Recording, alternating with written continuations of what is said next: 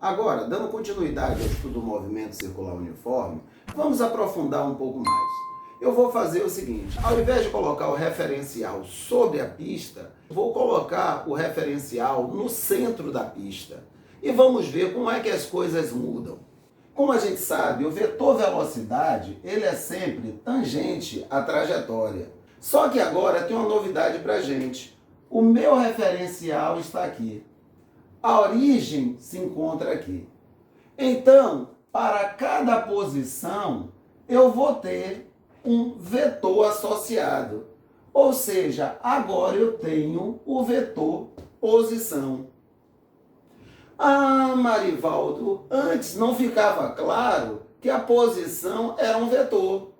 Porque o que parecia para a gente é que tinha uma régua na pista e simplesmente eu encontrava o valor indicado pela régua quando o corpo estava passando por aquele ponto. Ele estava passando, ó, tinha lá uma plaquinha, um marco quilométrico, 500 quilômetros. Qual a posição dele? 500 quilômetros. Ou seja, ele se encontrava a 500 quilômetros do zero.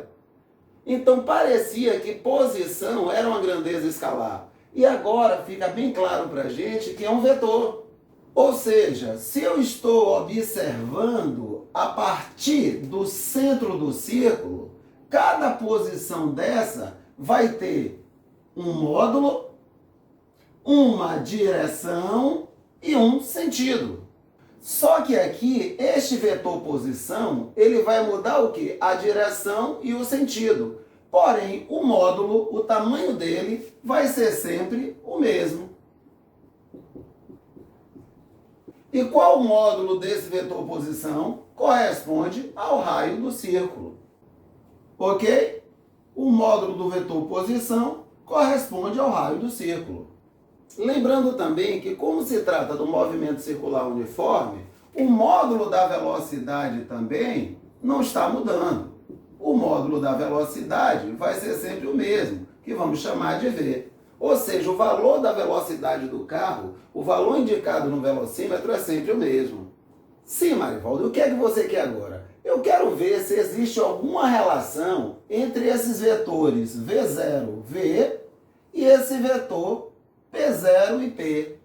Ou seja, se existe relação entre esses vetores aqui associados à velocidade e esses vetores associados à posição. Eu quero encontrar algum vínculo entre essas coisas. Então vamos lá. Primeiro eu vou fazer o seguinte.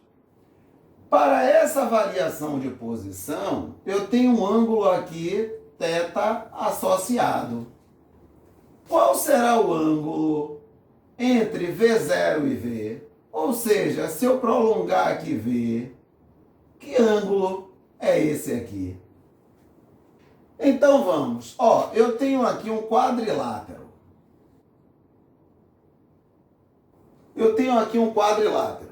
Eu sei que a velocidade, o vetor velocidade, é sempre tangente à trajetória. E eu sei que P0 aqui, ó, ele corresponde, ó, o tamanho dele corresponde ao raio do círculo.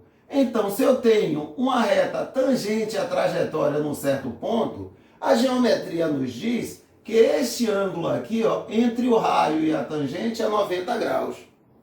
Eu tenho também, ó, outra reta aqui, ó, tangente, essa reta na direção da velocidade.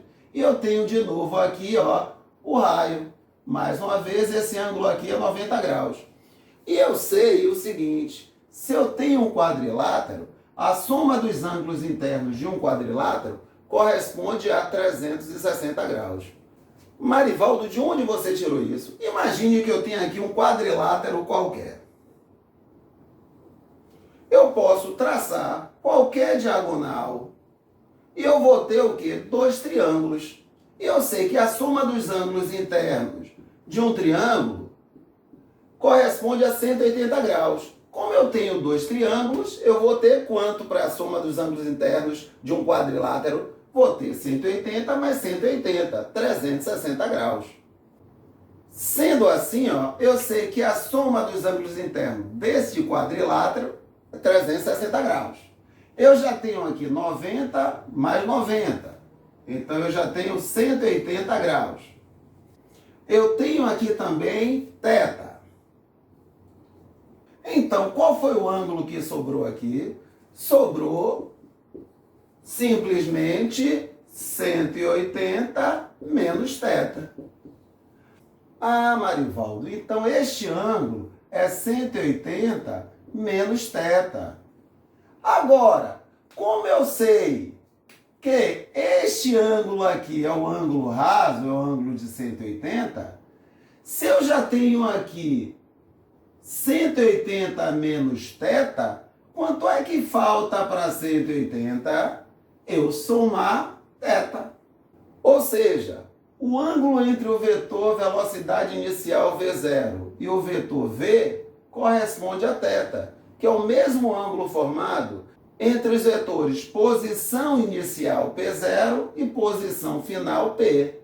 Ou seja, eu acabei de encontrar um vínculo entre P0 e P, V0 e V. Ok? Agora eu vou pegar aqui duas posições bem próximas. Eu tenho aqui o vetor posição inicial, o vetor posição. Eu quero saber como é o vetor variação de posição. É este vetor aqui. Este é o vetor ΔP. Marivaldo, o que é que você usou? Como é que o vetor variação da posição é esse? Sim, eu usei a regra do polígono, que diz basicamente o seguinte: quando queremos somar dois ou mais vetores, colocamos a origem de um colada com a extremidade do outro, sem se importar com a ordem, e o vetor soma é aquele que parte da origem do primeiro e vai até a extremidade do último. Como assim? Eu quero o vetor P menos o vetor P0. Então está aqui, ó, menos P0, ó, está aqui o P. E o vetor soma, ele vai de onde? Da origem do primeiro até a extremidade do último. Este é o vetor ΔP. Agora, o meu interesse é o módulo desse vetor variação da posição, desse vetor ΔP. Complicou, Marivaldo? Não. Se eu peguei um arco muito pequeno mesmo, concordam comigo que este ΔP vai coincidir com o tamanho do arco? Ah, beleza. Se isso for verdade, eu sei que o tamanho do arco, ele corresponde ao raio vezes o ângulo θ. Ou seja, o tamanho do vetor ΔP, o módulo do vetor ΔP, vai ser o raio do círculo, ou seja, o tamanho de P, que corresponde a R, vezes θ. Vamos guardar isso aqui. Por outro lado, eu sei que se eu pegar um tempo muito curto, ou seja, duas posições bem próximas, eu posso encontrar a velocidade deste corpo como sendo a variação da posição dividido pelo tempo. Então, eu posso escrever a velocidade deste corpo como sendo R vezes θ sobre ΔT. Ou, se você quiser, este ângulo θ, ele vai ser dado por V, que é a velocidade do corpo, vezes o tempo, dividido pelo raio. Agora, o que eu vou fazer? Como eu sei que o módulo da velocidade do corpo no movimento circular uniforme não muda, ou seja, o tamanho do vetor velocidade ele não se altera, eu vou fazer o seguinte: vou pegar a velocidade inicial e a velocidade final, colocar para coincidir a origem desses dois vetores, tá ok? Eu posso imaginar aí um círculo aí, ó, de raio V0, ou de raio V. Ah, mas o módulo de V0 é igual ao módulo de V, que eu chamei de V. Onde é que eu quero chegar? Para esse mesmo ângulo θ, para essa mesma variação de posição. Qual foi a variação do vetor velocidade? Está aqui. Como eu peguei um ângulo bastante pequeno, o que é que acontece? O módulo de ΔV vai coincidir com o tamanho deste arco aqui. E eu sei que o tamanho deste arco corresponde ao raio vezes o ângulo. Ou seja, eu posso dizer que o tamanho de ΔV, ou seja, o módulo de ΔV, vai corresponder a o tamanho do raio, ou seja, o módulo de V, que é V, vezes o ângulo. Sim, Marivaldo, mas eu não entendi ainda aonde você quer chegar. Eu quero chegar no seguinte: apesar do movimento ser uniforme, eu percebo que a direção e o sentido da velocidade está mudando. Ou seja, este corpo está acelerado. E eu quero encontrar qual a aceleração deste corpo. Então vamos lá. A aceleração, eu sei que a definição dela é ΔV sobre ΔT. Eu já sei que eu posso escrever ΔV como V vezes θ. E eu já sei que eu posso escrever o θ como sendo V vezes ΔT sobre R. O dividido por ΔT. Então, desenvolvendo, A vai ficar V ao quadrado vezes ΔT sobre R. Ó, conservei a primeira fração e vou multiplicar pelo inverso da segunda. 1 sobre ΔT. Conclusão, A é V ao quadrado sobre R. Então, acabei de demonstrar que mesmo no movimento circular uniforme, existe aceleração. Agora, uma aceleração que está associada à mudança no valor da velocidade? Não, porque o movimento é uniforme. Essa aceleração ela está associada à mudança na direção e no sentido da velocidade. E para fixar, como calcular a aceleração que um corpo em movimento circular uniforme está submetido? Simples, é a velocidade dele ao quadrado dividido pelo raio da trajetória. Eu já sei o módulo da aceleração que o corpo está submetido no movimento circular uniforme, só que agora eu quero mais características desta aceleração. Então, para isso, eu vou pegar uma situação aqui particular. O corpo está passando por esta posição e, após um certo tempo, por esta posição aqui. Eu quero saber mais características da aceleração que este corpo está submetido. Então, vamos nessa. Se eu pegar aqui V e somar com menos V0, este é o vetor ΔV. Observe que como o módulo de menos V0 é igual ao módulo de V, este ΔV ele está exatamente aqui na diagonal deste retângulo aqui, ó, que tem módulo igual ao módulo de V. Ok? E mais, ΔV está na direção do centro da trajetória. Ok?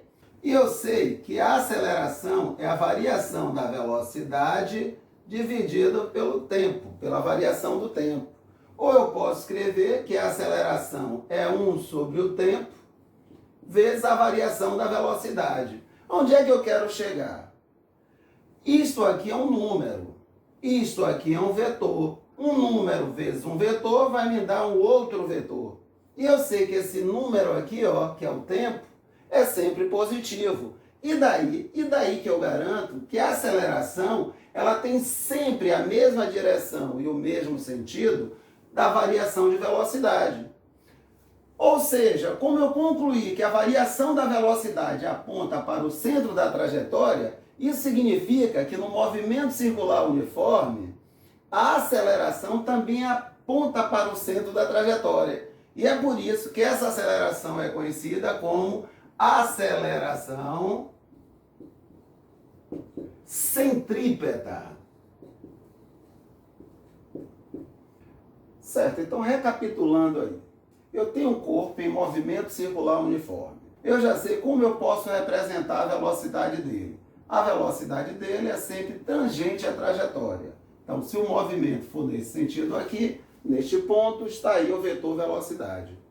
Com essa aula, o que é que surgiu a mais? Eu sei que o corpo está submetido a uma certa aceleração.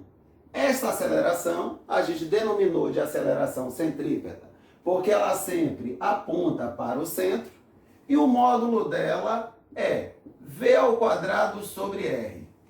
Ou, se você preferir, o módulo dela, eu sei que no movimento circular uniforme, v é ômega vezes r. Então, essa aceleração centrípeta vai ser ω² vezes r² sobre r. Conclusão, eu posso escrever também essa aceleração centrípeta como sendo a velocidade angular ao quadrado vezes o raio. Agora, a gente aprendeu com Newton que força resultante é igual a massa vezes aceleração. Ou seja, se tem aceleração, eu tenho uma garantia de que tem uma força resultante. Tá ok? Tem alguma força atuando sobre o corpo, porque é ela que é responsável por essa aceleração. Então vamos lá. Newton diz que força é igual a massa vezes aceleração. Ou seja, se existe essa tal de aceleração centrípeta, deve existir uma tal de força centrípeta. Ou seja, existe uma força que está imprimindo uma mudança na direção e no sentido da velocidade. E esta força vamos chamar de força centrípeta. Então, como é que a gente vai calcular essa tal de força centrípeta? mv² sobre r. Ou, se preferir, mω² vezes r.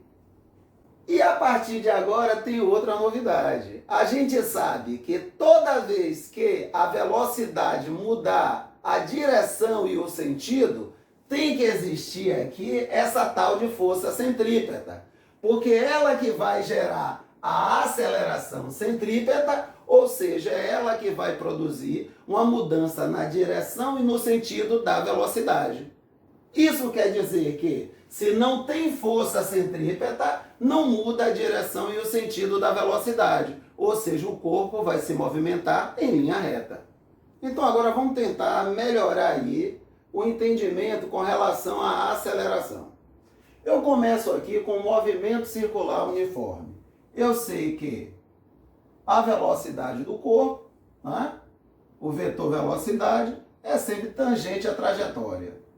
E eu sei que, como é uniforme, o valor da velocidade não está mudando. Ou seja, o módulo, o tamanho da velocidade não muda. Porém, muda a direção e o sentido. Então, eu sei que existe uma aceleração que está associada a esta mudança de direção e sentido, que é a aceleração centrípeta, de módulo v² sobre r. E quem produz essa aceleração centrípeta é uma força que vai estar puxando o corpo para o centro, que nós chamamos de força centrípeta. Como é que a gente calcula a força centrípeta? O módulo dela é mv² sobre r, ou seja, a massa do corpo vezes a aceleração centrípeta. Então é isso que a gente sabe sobre a aceleração no movimento circular uniforme. Agora, eu tenho um movimento circular uniformemente variado. Ou seja, além da direção e do sentido, a velocidade do corpo também vai variar. Então, eu tenho aqui o centro da trajetória, o corpo está aqui neste momento. Eu sei que a velocidade, ela é sempre tangente à trajetória. Ok? Então, agora, o que é que acontece? Como é um movimento curvilíneo, como ele está fazendo curva, eu sei que tem que ter a tal da aceleração centrípeta, que vai apontar para onde? Para o centro da trajetória. Mas observe, é uniformemente variado. O valor da velocidade vai mudar. E quem vai estar associado a esta mudança no valor da velocidade? É a aceleração centrípeta? Não. A aceleração centrípeta só está associada à mudança na direção e no sentido. Ah, rapaz! Então vai ter que ter uma aceleração associada ao valor da velocidade. É justamente aquela que a gente vinha estudando. Aquela que aparecia lá na equação da velocidade. V igual a V0 mais AT. aquela aceleração estava associada à mudança no valor da velocidade, ok? V é igual a V0 mais AT. Para cada tempo eu tinha uma alteração no módulo da velocidade. Então agora, para distinguir, vamos chamar essa aceleração de aceleração tangencial. Para distinguir da aceleração centrípeta. Ok? Então vamos pensar aqui. Como tem aceleração centrípeta, tem aqui, ó, uma força responsável por essa aceleração, que é a força centrípeta, que também aponta para o centro. Agora, como o módulo da velocidade está variando, deve ter uma força aqui que está associada a essa variação do módulo da velocidade e que vai gerar uma aceleração que nós chamamos de aceleração tangencial.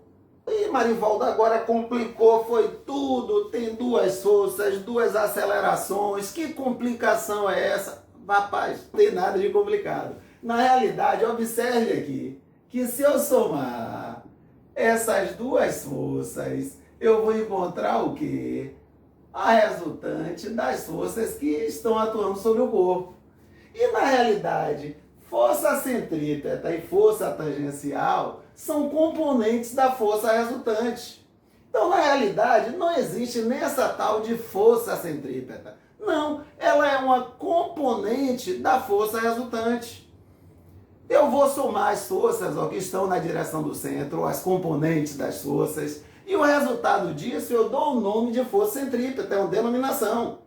E essa mesma força resultante, quando eu decomponho, eu vou achar essa força tangencial. Simplesmente eu peguei a força resultante e decompus.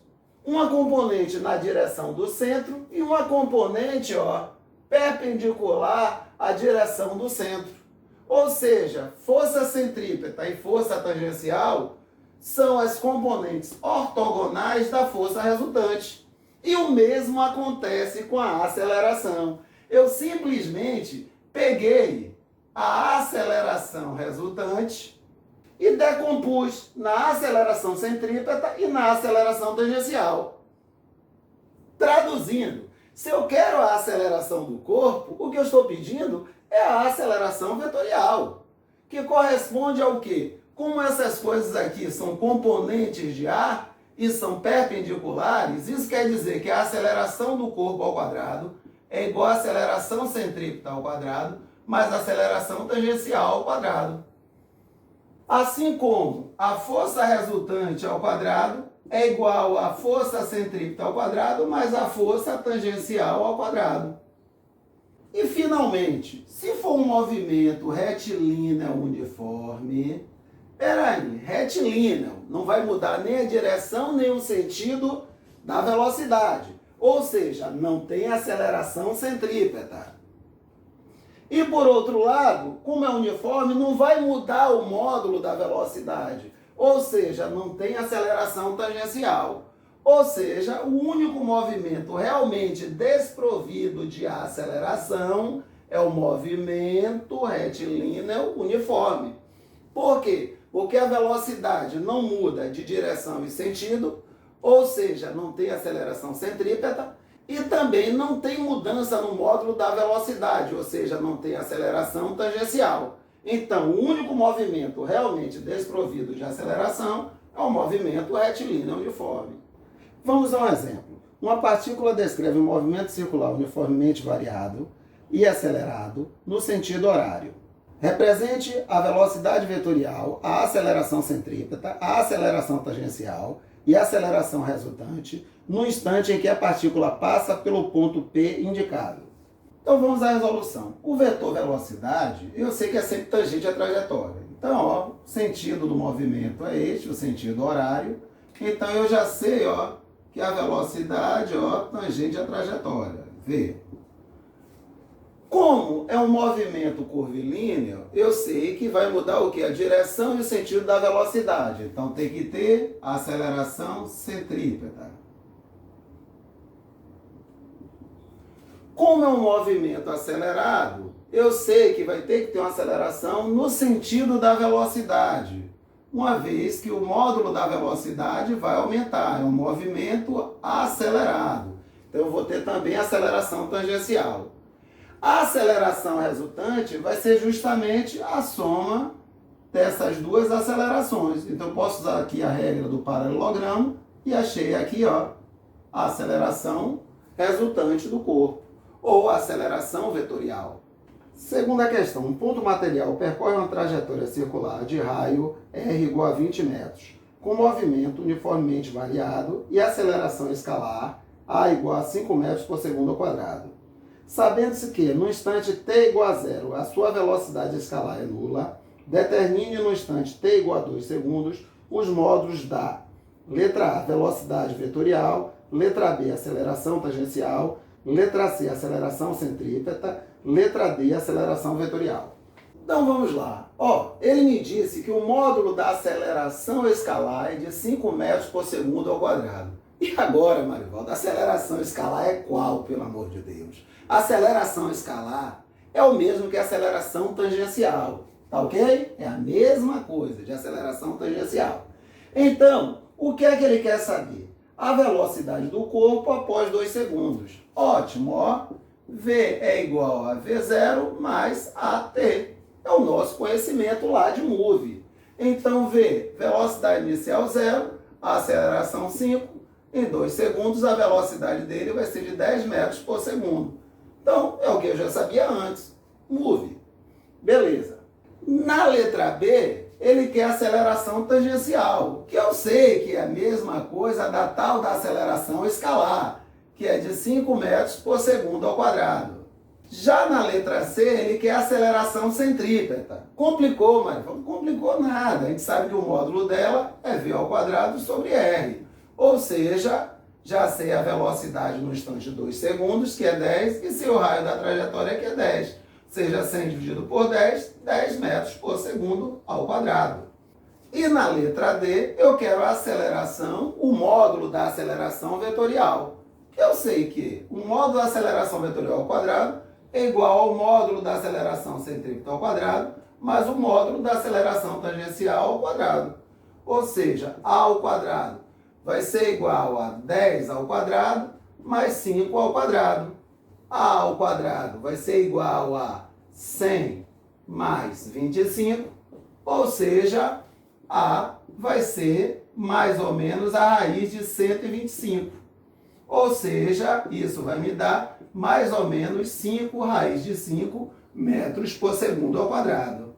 Terceiro exemplo, uma partícula descreve um movimento circular uniforme de raio r igual a 2 metros e velocidade escalar v igual a 3 metros por segundo. Determine os módulos da letra A, aceleração centrípeta, B, aceleração tangencial, C, aceleração vetorial. Então é um movimento circular uniforme.